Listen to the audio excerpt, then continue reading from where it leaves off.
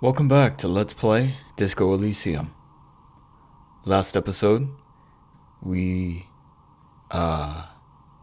we sort of just went around to everybody that we've met so far, and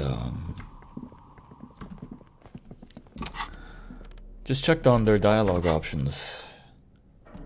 We 10-4, coming officer, over. I'm happy to report that I have found my badge, Jules. 10-4, sir, glad to hear that.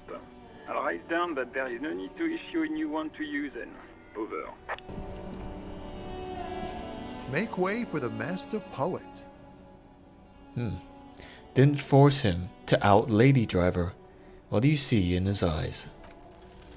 In his eyes, an unfamiliar longing, flecks of brown and gold.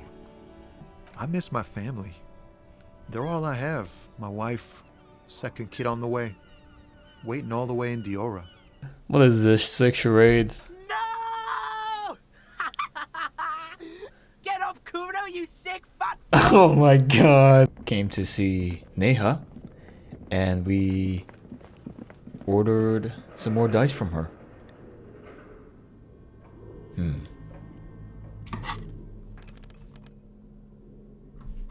Is it possible that we know the password to the original filament now? Tiles on the cube are still smoldering, Production casting schedule. the framework in a soft glow. It's empty. The filament you have, like a smooth drawer.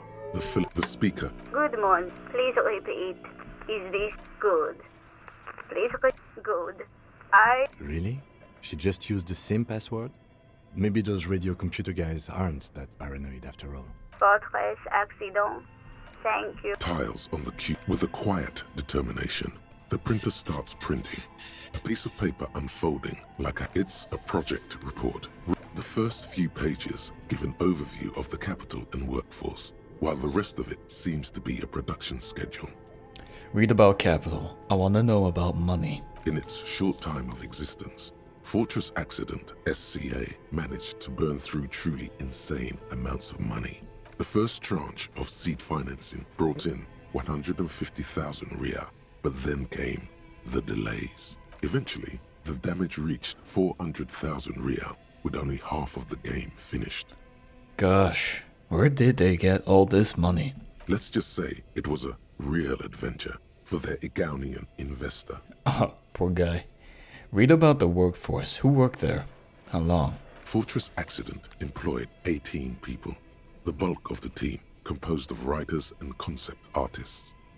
There were also radio programmers, sound engineers, a CEO, 2 marketing experts, and a single overburdened producer who developed a habit of popping Pyrrolidon in the basement to escape his obligations. Why did Fortress Accident have so many concept artists? Wait, why did a radio game need so many artists? It didn't. It didn't need so many concept artists? No, definitely not. A few more producers could have come in handy though, especially when dealing with writers, some of whom routinely skip to work because of mental health issues and extremely unprofessional sleep schedules. One of them even managed to steal some valuable company property before skipping town for good. Skim through the production schedule, whatever it is. The production schedule depicts their glorious descent into bankruptcy. Because of the concept artists. Not the concept artists. It wasn't even the writers, with their panic attacks and 3-hour lunches. Oh my god. It was impossible not to fail. The project was too large, and no amount of money could satiate the ever-expanding ambitions of the development team. They tried to make a 4 million real game with 400,000 in their bank account. They thought they could bridge the gap with pure willpower and imagination. They couldn't. So they were done in by their own ambition. No. Even then, success remained within an ever-narrowing margin of possibility that, despite everything, never entirely disappeared.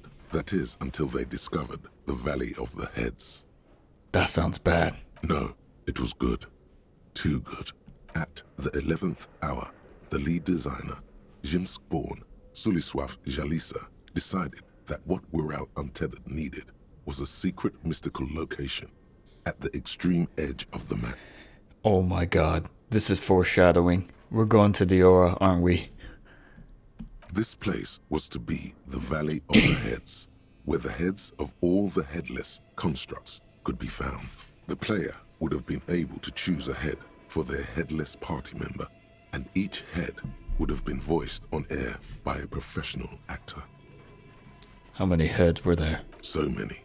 The last count, there were approximately 10,000 heads for 10,000 headless men, all of which could be endlessly recombined. How many combinations could you make out of that? Do you really want to know? There seems to be a calculation here, but it may take a while. Yeah, how bad could it be?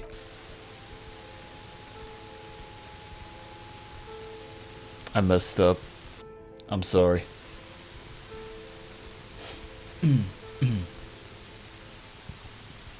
That's a lot of actors. Uh-oh.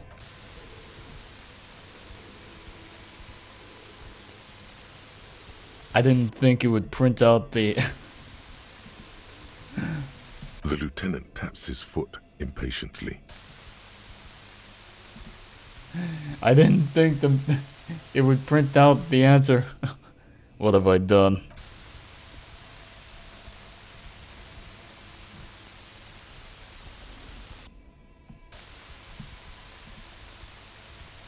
What if you broke the radio computer? What if it's never going to stop? Just let the numbers wash over you. And that's it. Okay, so that's what did them in. Well, yeah, that and the catastrophic data loss. This must be the anomaly Suna mentioned in the church log. On the nature of the data loss, there's ominously little information in the production log. It comes at the very end where things get fuzzy and dark, where tables and numbers seem to vanish into an eerie nothingness, before the Egonian investors pulled the plug. What is clear is that one day an unidentified numeric anomaly occurred on the East Insulindian Lintel front, just as the Wirral Untethered project was being compiled that day. And the anomaly caused all the data to get lost in the air? When the project was returned, it was completely blank. The team spent weeks on the phone with Lintel, the service provider, but despite their diagnostics, they could never produce a satisfactory explanation or pay for the loss. Wow. Wasn't there a copy of the game? A backup? Mysteriously enough, it seems that the off-site copy happened to be on-site when the catastrophic data loss occurred. It was the lead programmer's responsibility to oversee weekly maintenance of the off-site copy and, well, keep it off-site. An explanatory note from the lead programmer has been attached. What did it say? S. Luukinen Kilda, the lead programmer of Fortress Accident. The off-site copy was on-site because there was no off-site anymore. Not for me, not after 8 months of crunch. Oh god, that sounds fucking horrible. I didn't have a home anymore, so I started keeping it in the basement in the ice bear refrigerator near where I went to sleep. It was perfectly safe there. The temperature conditions were optimal. This seems like a perfectly reasonable explanation. That's not what her colleagues thought. She's right, actually. Nothing wrong with keeping this type of filament memory in a fridge. Is there anything else from this lead programmer? The production schedule ends with a few random notes that seem to be added sometime later. Read the notes at the end. 4 months later, by an unknown author. I am the only one left, and it's gotten rather damp here. A few other businesses have gone under, too. Slipstream switched to making skis, and the hairdressers just left, cursing Martinez. They're right, though. Something's seriously wrong with this place. Martinez, all of it. Still haven't got an answer from Lintel about what happened. All I could get were the physical coordinates of the error on the East Insulindian front on that day. Since the computation happened on air, I reckoned it had to coincide with an actually existing location. I have compared the coordinates to a map of Revachol West. Turns out it's only 800 meters from here. The address is Saint-Brun 1147. I am going there to look this thing in the eye. Saint-Brun 1147? That's what the street sign next to the church said. Tear off the printout. Tiles on the cube are Right, okay. Well, a little more lore then.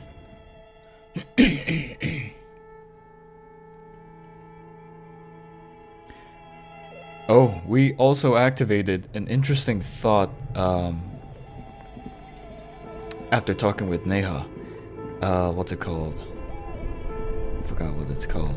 But the cost of internalizing it for 4 hours is that we fail all of our red checks, which is a bad thing. So we're gonna just take care of business, whatever business we have. Pick up the dice from the dice maker tomorrow. Make truce with Kuno. Offer him something. Missing case, insects case. Talk to Everard. A cell said Everard is connected to the drug op in the church. Maybe you could use this to manipulate him. Dead body. Billy Mejean. Okay, I think I know where that is, so we can go check that out. Van Eyck's gem. Find a tape with a melody for Egghead. Tape with a melody. Walk back to the canal. See if you can find any tapes that could work as a melody. More beauty? No. Race? No. Boots? No. Authority? No. Whirling passage? No. Run the number? Fallen pants. Yeah, there's not much to do. Ooh, and it's raining.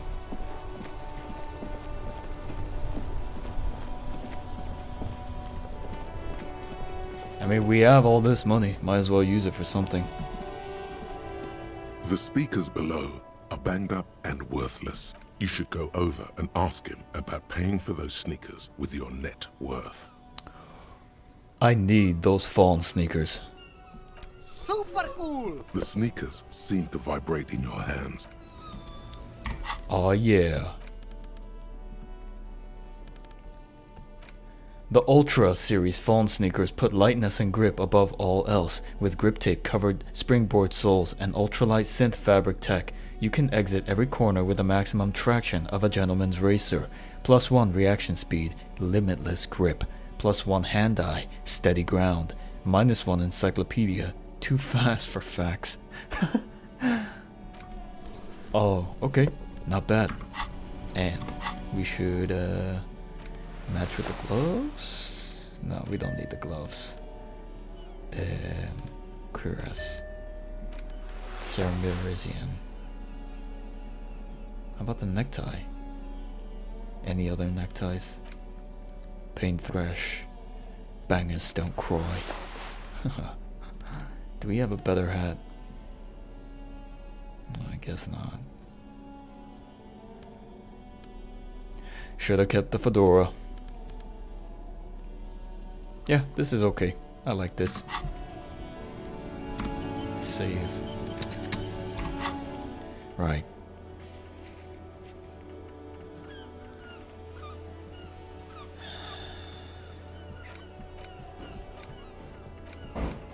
Billy Mejean.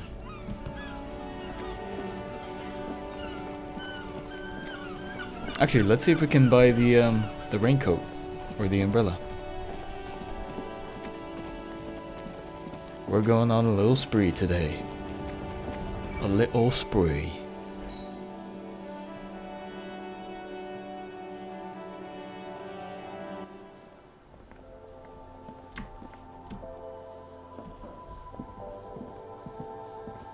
You see several packaged raincoats fill a low shelf beneath a display of croissants and juice bottles. Here you go. Let's try it on. Raincoat. Giet. Plastic raincoat. +1 endurance. Part of Giet's army. Army? A transparent plastic raincoat with Giet sick written on the back. The package photo shows a group of happy Ravacholians dancing in the rain. Wow, look at us. We don't need conceptualization. This is an endurance thing.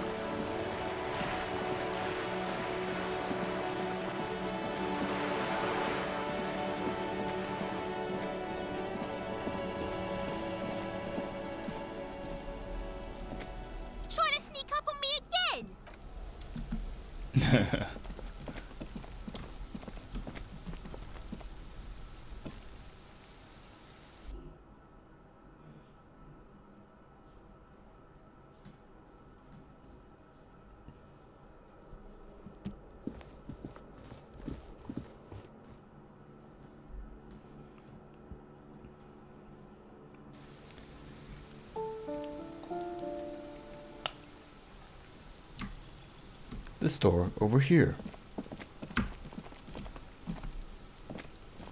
A weathered brown door. The number reads 20. Something smells good. Soup alongio? French onion soup. Been a while. I feel like they only sell it at Panera. And the pandemic has taken its toll. The lieutenant motions to you to go ahead and knock. Hold on, Kim. We should discuss this before we move on. What should we expect? You're right. Let's talk this through. You hear some light footsteps and what appears to be a daily weather forecast playing on the radio. We have our first preliminary identification. In all likelihood, the deceased is the husband of Billy Méjean. We need to confirm this, as well as deliver the death notification to Billy herself. Now, delivering a death notification is never an easy task. There's a reason why it's often called the most stressful part of our job. This is why it's usually done in pairs. You got this. I'll be monitoring reactions, ready to act if necessary. Any advice? Dad, just don't say that you know how they feel. You don't. Alright, I think I'm ready. The lieutenant motions towards the door. Leave. Quick save. A Knock. weathered brown door. Something smells good. The lieutenant motions to you to go ahead and knock. I knock. Hello? Who is it? A voice calls out from the other side of the door. And someone turns down the radio. Is this Billy Méjean's home? This is the police. Please open the door. The police? A moment, please. Give us a moment. Tidying up. Nervously. Give us. She unlocks the door. Come in. The door is open.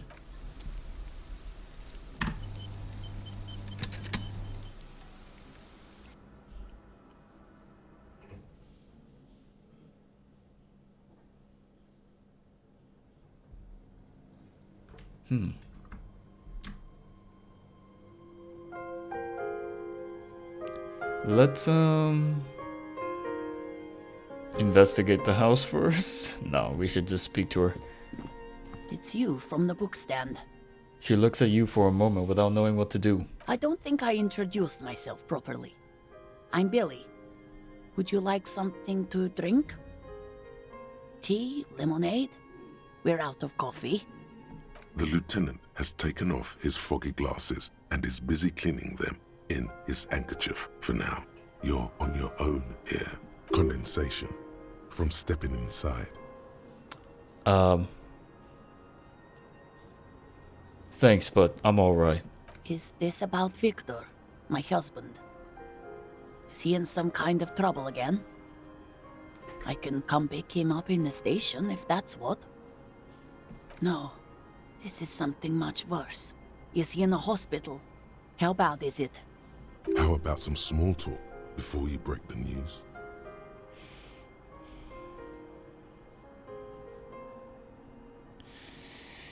+1, Lieutenant's handkerchief. +1, discuss things with Kim. +4, Kim is here. You live here with Victor, oh my god, I can't. Empathy impossible. So, how have you been? How have I been? You're not here to discuss me. What is this about, officer? Can't write a scene without knowing the actors. Ask more. Get comfortable around her. Come on, this is what I learned. You live here with Victor, your husband, right? It's me, Victor, and the kids here.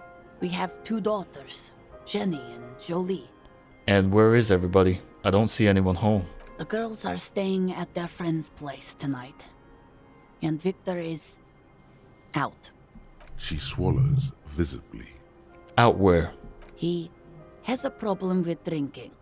He's probably in the box drinking with his friends. I sent him to the library a few days ago, but I guess something came up. What was he supposed to do in the library? Just to return a book of mine? Why? Why all those questions, Detective? Did he... Was it The Glinting Curve by M. Tybalt? Yes. Name of the library? Oh, it's in Jamrock. Central Jamrock Public Library? I think, yes. It is. To your knowledge, did he make it to the library? No. I guess I'll find out when he decides to come back home. It shouldn't be long from now. He's never gone for more than a few days. Do you remember what he was wearing when you last saw him? His old leather jacket. Can you describe it? It's just your average brown leather jacket, but he bought it as a teenager, so... Inner lining? Yes. The lining is hand-sewn. It's blue. She folds her hands across her chest. Here it comes. ID the library card. ID the leather jacket. Waif have mercy. You've done this before. Just keep your focus. Ma'am, I'm very sorry to say, but your husband, Victor Mejon, was found dead on the Martinez boardwalk. What did you say? A great and terrible spike. The blood freezes in her veins. Your husband, Victor Mejon, is dead. I'm very sorry for your loss, ma'am. Oh. Oh. But he was just... But he was just here. Alive. We understand this comes as a huge shock. I want you to know that me and my partner are here for you if you have any questions. Take your time, man. What happened to him?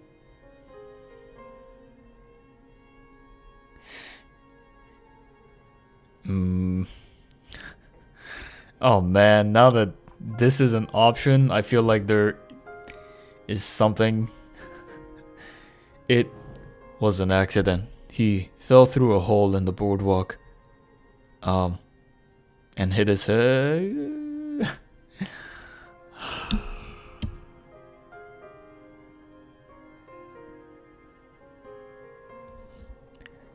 Yeah. Was he drunk? Alcohol may have played a role, yes. I see. And you just found him there, lying in the cold. How long had he been there? If you say 2 days maybe, it will be etched in her mind forever. It couldn't have been long. She blinks, eyes welling up with tears, as her hand starts searching for something from the pockets of her dress. The handkerchief. Oh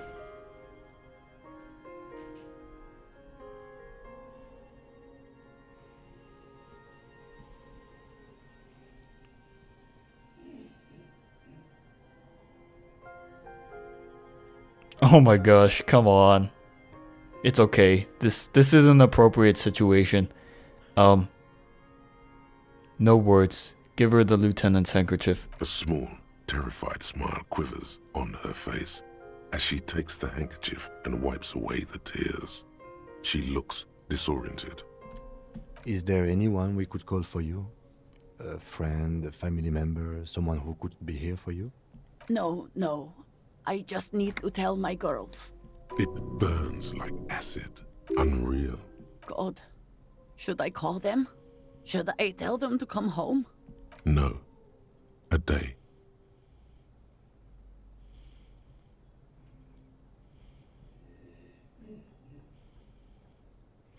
No, please take a day to recover. You'll be better prepared when they come home tomorrow.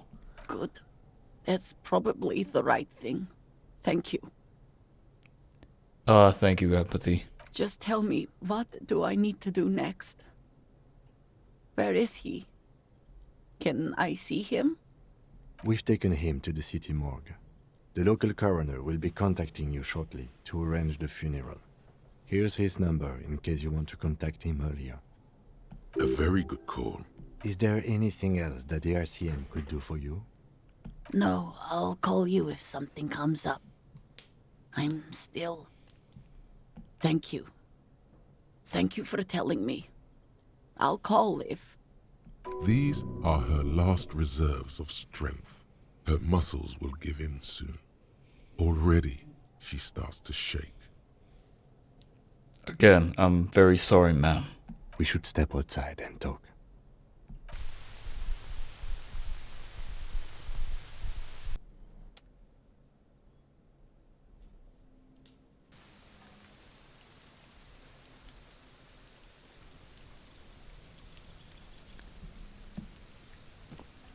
You did well.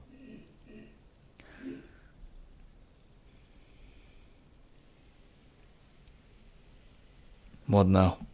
I'll call the station when we're finished with the day, and let them know the name of the deceased.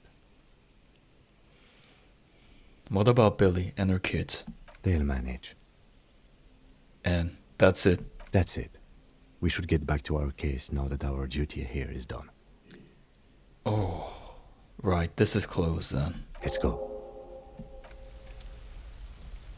Why do I have a feeling we missed something? Okay. Next. Ever about a cell.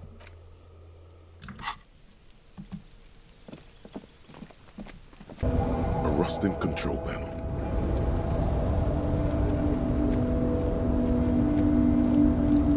Alright, let's try the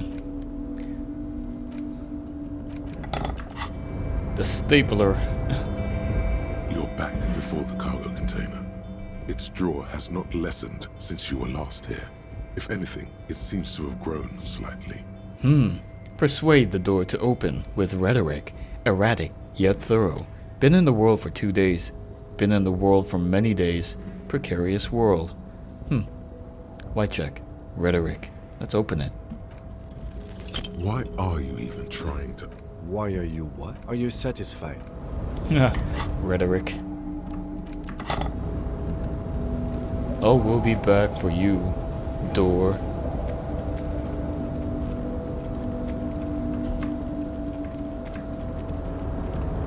Hey, Leo. Oh, hey, mister. I knew you'd be back to talk with old Leo. No trouble at all, mister. No trouble at all. It's like that old saying goes, wisdom withers if not shared. And old Leo is always up for sharing. Are you the Leo who wrote the note to make more banners? Oh, yes, yes. I leave all kinds of notes for myself. That old head of mine ain't so good at keeping things in no more. I almost forgot about the Borscht. What was that about the Borscht? Oh, yes. I've been taking special whirling Borscht to the men every day since the strike started. It's very, very good. Makes a man feel so warm and happy. I feel like I could take on Mr. Renadan's boar dogs every time the lunch is done. What do you mean by taking this soup to the men? Is it for striking? Yes, yes. I'm taking it to them. The Borscht keeps them happy and in fighting spirits. Makes you all warm inside. They brew it in the whirling in rags. Ooh, they're spiking the soup with some sort of super soldier serum. Hold on, who makes it at the whirling? Oh, the whirling's cook. He makes it. Them is always talking with Mr. Manana in that weird language and laughing together. He doesn't speak what we speak. He's from Grad. Something's off about this Borscht. I'm gonna look into it. Oh, sure, mister. Sure. You do that, yes? He didn't actually understand what you meant. Special Borscht. What's so special about the Borscht the strikers are eating? The cook in the whirling in rags is making it. You can find him in the kitchen. Look into it. Oh, you can wait, Everard. We're gonna check out the soup. The, soup de l'oignon. God, I can go for some French onion soup. Weather's getting chillier. This morning is overcast. Real gloomy. Sun should have been out by now. The man ponders his cooking utensils and gives you a little nod, acknowledging your presence. Leo said you're friends with Manana. Is that true? The mention of Manana gets his attention. He smiles and delivers a whole slew of unfamiliar words and lively gestures. Then he falls silent again. What's in that borscht you're making there? The man says a couple of sentences in that strange language of his and then seems to wait for you to speak. I'm pretty sure he asked you a question. He doesn't know your language. You can just say something cool in return.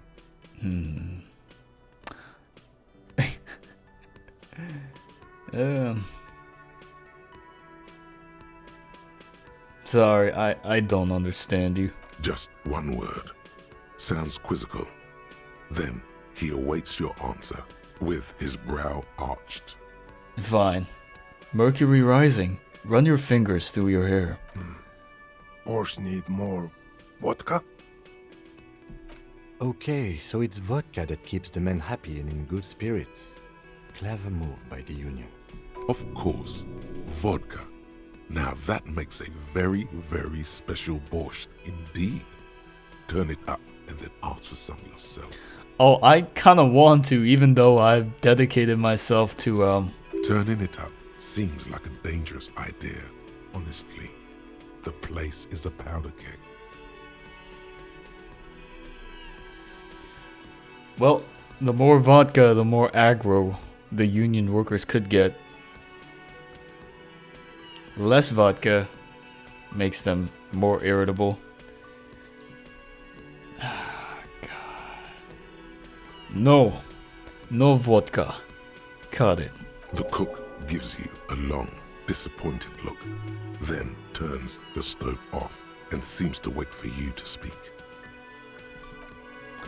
Oh boy. Well, at least we got some XP from it. Alright, there's nothing to do left but talk to Everard. Lots of running today.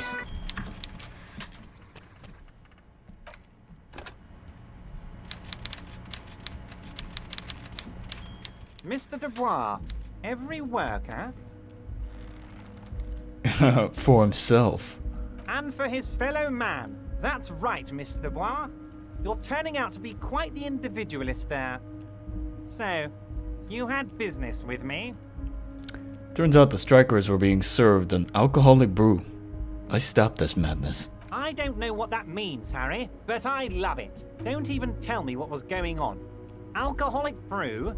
Stronger? Stopped it? Strike? I'm just gonna let you surprise me, Harry. Wanted to go over a couple things. Let's hear it, Harry. Where'd you get that folder? Ah, this? This translates into, haha, you guys are so corrupt. I find that very suspicious. I'm afraid this is meant for Union eyes only, Mr. Of course, Harry, of course. Let's not linger on personal details and amnesia. You wanted something from me? I met a girl named Estelle who said she's working with you. Funny. That doesn't ring any bells, Harry. Funny. She was trying to set up a narcotics operation in the old church on the coast. Oh, that Estelle. Yes, I do seem to remember sending a pretty young thing down there to liven up the place. Get some melodic music in there. You also tell her to start the amphetamine lab. Amphetamine lab? That sounds very immoral and debauched. Frankly, a health risk. But what do I know about kids these days? The music they listen to? It sounds to me like you are trying to start an amphetamine lab in the district. And you're using some delinquents you found, God knows where, to set it up and run it for you. Found God knows where? That Estelle is the daughter of Miko the Kebab, a man who once killed a guy with a kebab. I think a daughter of a man who killed a man with a kebab can handle running a little nightclub, don't you? Miko the Kebab. Really? Maybe it was Bogovir. Or Jakub. I think it might have been Conrad.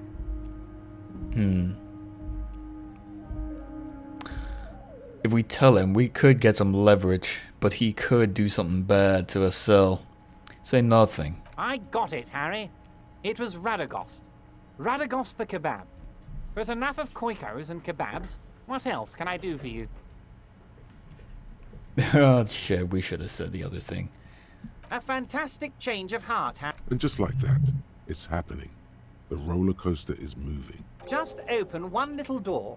You don't need to go in or anything. I just want that weasel to come home and see the unlocked door. That's it. My dear Harry. I rarely do, Harry. Let's hear it, Harry. Of course, Harry, of course. See you soon. Oh. Everard asked you to open the basement door behind the greenhouse in the backyard to intimidate the occupant. Do what you have to do. Everard has promised to give you info on the case in return. Should we have taken that? I suppose we could have gone straight to a cell. Or, Joyce about it. Let's try that again. Load game. Hello again, officers. Have you come to admire my mural? Piss and Fuck the World sent their best. I don't believe it. I've never known those boys to have manners. I think they're afraid of you. They'll never be skulls, but their hearts are in the right place. Skulls are cool. Can I be a skull? Fat chance. But you can still do your part to revitalize the neighborhood. Okay, how's that? She throws you a conspiratorial glance, then presses her finger to her lips and squints up at the sky, as though straining to hear something in the distance. Have you noticed the quiet? Every so often, you might hear a gunshot pierce the air somewhere in Jamrock. But in Martinez, no gunshots, no sirens. The people are languishing in boredom and complacency. This place is a sepulchre. We'll paint it red. We bring the raucous. You bring the sirens.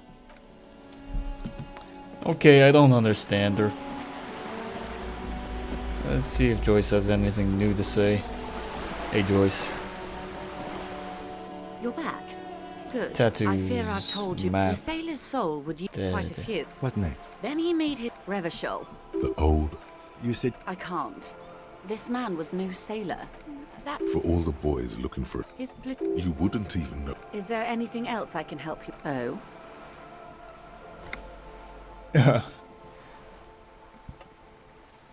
Oh, I helped him turn up the heat on the Borscht. did you now? What sort of borscht is he making? The cook makes it to keep the strikers hungry. Helps them strike. The strike brew. That's a classic. And by turn up the heat, I presume you mean put more alcohol in it? No, you misunderstand. I turned the knob like this. Beyond curious. I will choose to interpret that as you turning the alcohol in the strike brew down. For the sake of our professional relationship, and because I don't like the idea of them any more drunk than they already are. Of course, Detective. You can all... What would you like to know, Officer? The Crown, her nonchalance might be related to something called the Wayfarer Act. Good. What we... There was a touch of discomfort. She nods. Of course. Of course. Don't tell her. Of course. Of course. How else can I help? God damn it. Tell me, Harry, how can I help you? Oh, okay. I guess this is the only way. A fantastic... And just like that, Just open one little door. See you soon, Deba... hey, Who, me? yes, you. Word on the street is you're ready to start building communism again. Get the fuck out of here. Oh, there's nothing. And somebody's in the room. Oh well.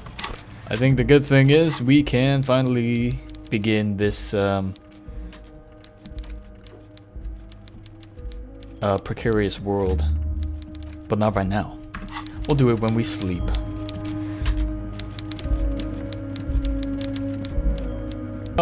We're doing the dirty work for Everard, and the person who's in this basement is here. The door has braved the elements for decades. The copper nails holding the upholstery in place have turned green from sea air, and so is the knocker, shaped like a lion's head. that's probably the door Everard mentioned. We still need to get the key from this manana first, though. God damn it. A small mountain of colorful board game boxes. There are numerous types of I'll games buy it. for If you say so, but you better stay away. Wonderful Browbritter is a fun game of economic competition, but can get quite intense after a while. We have games for the whole family. You can play with your children. I don't feel as if I have kids. Friends are technically like family. For playing with friends, I'd recommend Suzerainty. It's a civilization building game where you build a civilization. Then Huh. Multiple games. The board game, Viral. A high pastournal fantastique populaire. Board game illustrated with bucolic vistas and featuring odd-looking humanoid creatures. It's the 3rd edition Mega Setting Supplement module and can't be played without the main game.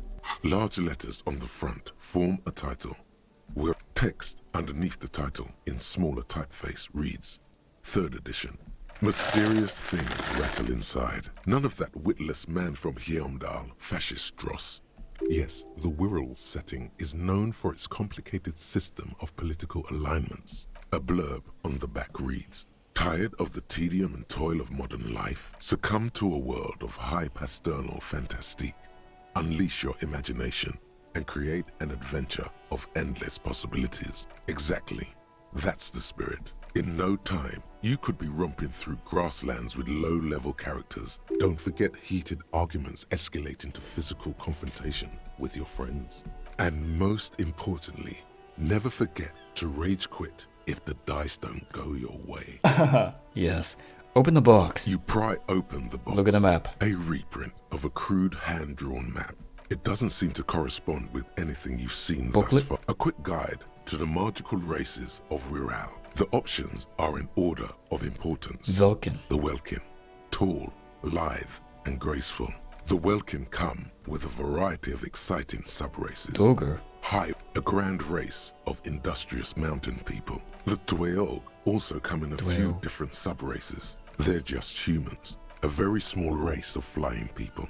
The least popular of the Wirral races. It's made from some sort of wood and has been decorated with peculiar plant motifs. You don't know much about dice, but this one looks pretty damn fancy. Okay, we'll take the die. You place the die into your pocket. You see a man in ragged clothes. Huh, interesting. A communard. A what? A communard. One of the leftist revolutionaries in the anti-centennial revolution. Well, what's so... That doesn't sound very Viral-like. It is not. The communards are not a part of the game setting. I guess someone misplaced it during the packaging process. Maybe someone should take a role-playing game set during the revolution. You pick the figurine up by a colorful... Huh, we got some items. Some die.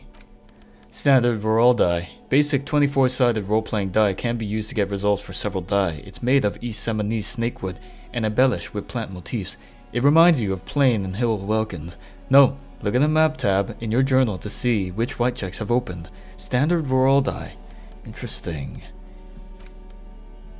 And a guy. We should probably sell this.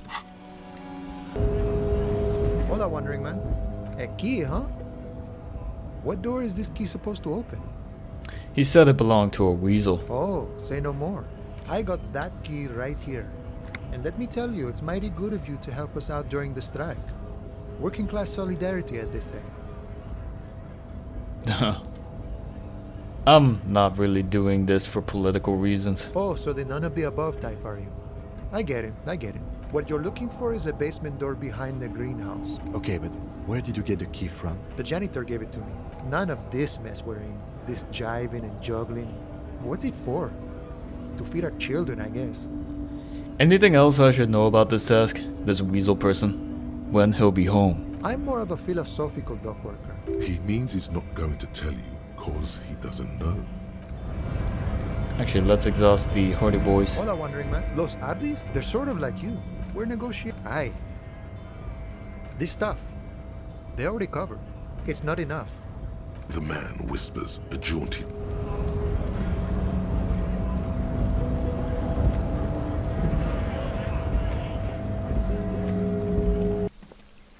The door has braved the elements for decades. Someone is moving around in the apartment. The tenant must be cleaning up. That means you're too late. Nothing more to do here. Better report back to Everard. Knock on the door. No answer. I know you're in there. That already defeats the point, doesn't it? Let's get out of here. Use Mañana's key to unlock the door. Okay, we'll do this and then we'll load. The key stops midway in the lock. The tenant's key is in the lock. The lieutenant looks first at the door, then back at you. As you turn to leave, you hear footsteps on the other side. We should leave and go talk with Everard. Oh god,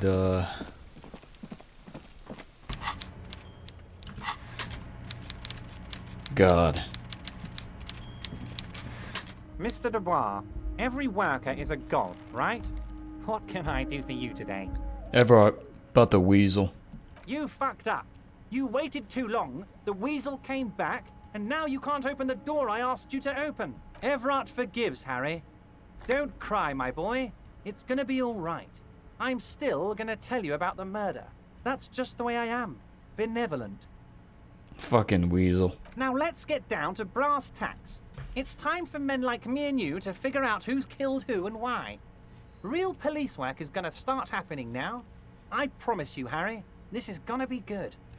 I've heard about a connection between the lynching and the strike. I'd like to hear what you know about it. By now, I'm sure you've figured out who the dead man was working for. The bad guys. Wild Pines. Sent to scare us. Another violent measure of the top hats against us flatcaps. I'm listening. Harry, this strike is the culmination of many, many mistakes made by the Wild Pines group.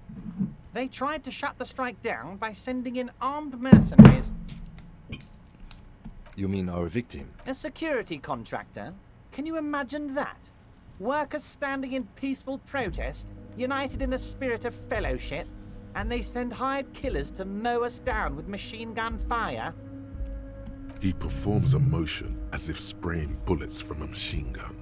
I'm talking beasts, hardened killers from proxy wars in Yisut, Semenine, Saramaritsa, you name it, they've done it.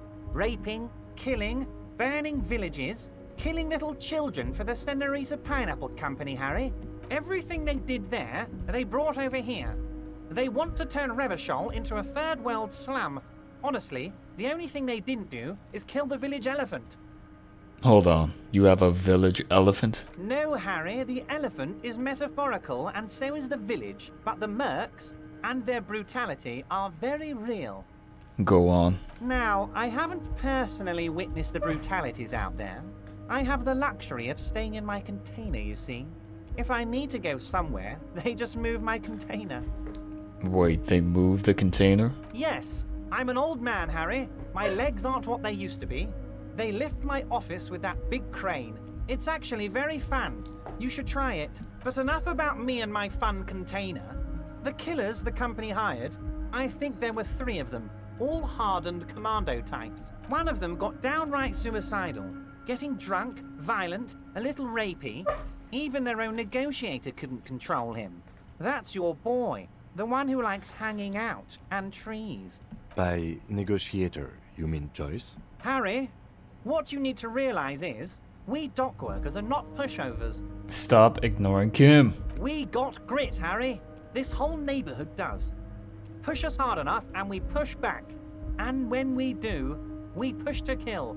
Wait, the whole neighborhood is in on it? Potentially, Harry, potentially. We got arm wrestling champions, rowing club people, ex-coal miners, tough guys, all ready to spring into action for their home base. Who exactly did the pushing? There's a militant wing inside the Union. A group of people whose duties don't involve manual labor. That sounds a bit like organized crime. They're like you guys. Again, that sounds like organized crime. So these idealists killed our victim? One day Titus Hardy, leader of this peacekeeping faction, comes up to me and says, "Boss, socialist democratic fervor drove us to take it upon ourselves to kill this beast that was burdening the land. He probably worded it differently, but that was the idea. Sure sounded to me like they killed him. I gave them 2 weeks paid leave and told them to lay low to avoid retaliation. Aren't you worried we might arrest them for this? Oh, I'm not at all worried about that. These are not the kind of men who get arrested. They're Martinez boys, tough and gritty. I'd like to see the man who takes them in. Besides, I sent my lawyer girl to look after them. He places a lot of faith in that lawyer girl. Perhaps this is a tactical error? Anyway. Tell me about Titus Hardy and his crew. Oh, they are simply fine young men. Old Theo used to run them, but things really kicked into gear when Titus took the reins and named the group after himself. Interesting. Who's second in command? They're almost all of them great guys, born leaders. Work with them. Hell, interview them. But don't fight them. They really are just like you. Men who like beer, women, and some order on the streets. You mentioned the lawyer girl. Oh, Liz is a bright one. I paid for that law degree myself, thinking it'll probably turn her all fancy. But hell, Harry, she came back a firebrand socialist. Sometimes she scares me with her zeal. Wait, the girl by the whirling, who was keeping an eye on you. Is he talking about her? Oh, and she also really likes gardening, I hear. In March? Strange. Anyway, let's move on. How do you know the mercs were hired by the shipping company? How do I know? Let me tell you about these people. Last winter, some poor workers in Terminal E went on a little strike. The company sent in Sediment, a security contractor. These guys turn up and start beating people. So you believe the scabs were organized by the security contractor? You said it. Hell, one of those guys looked big enough to take down that proverbial elephant. Boys like that don't just happen to show up during strikes. The name of the company is Crenell this time. Might have been Sediment before, we don't have to tell him. Absolutely, Harry. Absolutely. But of course, it's the least I can do for my good friend Harry. You can now go and tell Titus about this. Also, Harry, here's 5 real. Wait, why are you giving this to me? I'm not giving you anything. I'm just holding out 5 real.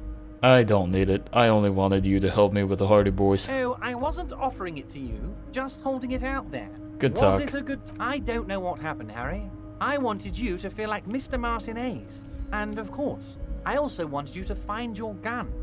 Yes, Harry, it's like I can't fully trust you if you're not a man of the left. A man of the left. He's been hurt too much in the past by men who aren't social democrats. This is yet another corrupt scheme, isn't it? I'm neither left nor right. I do what my heart tells me to do. What does your heart tell you about your lost gun, Harry? And what would this entail? Once again, I require nothing unethical or illegal of you. You just need to get 2 little signatures on this piece of paper, and then mail it to my accountant in La Delta. Kim, thoughts? It depends.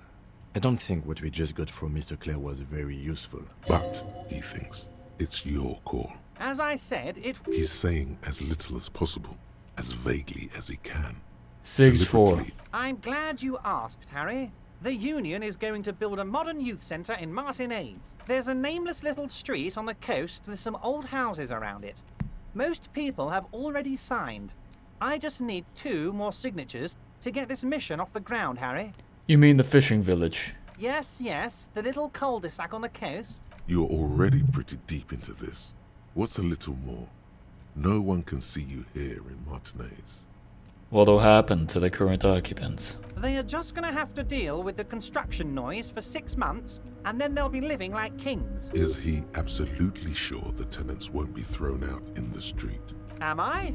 We're gonna build a youth centre there. No, no, That's thanks. Perfectly acceptable. But the good news is, the moment you change your mind and want to look into this matter, just tell me, and we'll be buddies again. The lieutenant's eyes meet yours, and he shrugs. Most certainly. By all means, Harry. What's on your mind? Well, I don't know what to do. But I'm gonna keep chilling in the fishing village until I absolutely cannot.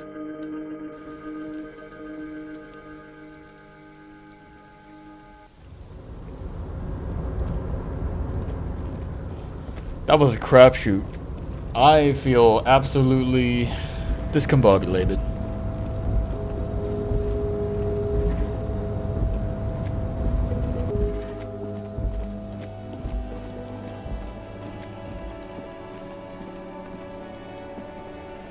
Well, I have no idea what to do now.